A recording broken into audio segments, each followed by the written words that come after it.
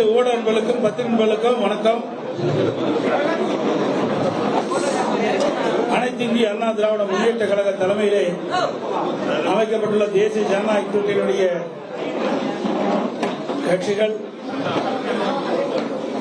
ஏற்கனவே கூட்டணியில் அமைந்துள்ள கட்சிகளுக்கு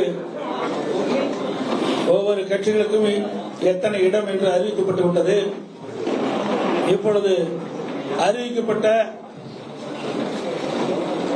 அதன்படி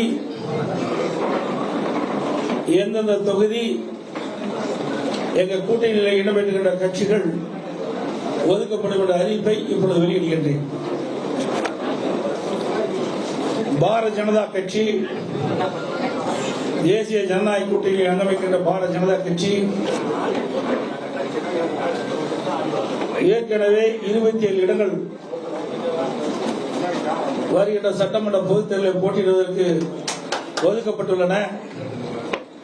அதில் 27 தொகுதிகளுடைய பின்வருமாறு: 1 மயிலாப்பூர், 2வது தளி, 3வது மொடக்குறிச்சி, 4வது உதகமண்டலம், 5வது அமனாசி, 6வது திருப்பூர் தெற்கு, 7வது கோயம்புத்தூர் வடக்கு, 8வது கந்தர்வக்கோட்டை, 9வது புதுக்கோட்டை, 10வது திருப்பத்தூர், 11வது மதுரை தெற்கு, 12வது சாத்தூர், 13வது திருச்செந்தூர், 14வது வாசுதேவநல்லூர், 15வது ராதாபுரம், 16வது நாகர்கோவில், 17வது விளவன்கோடு, 18 ஆவடி, 19வது திருவண்ணாமலை, 20வது தஞ்சாவூர்,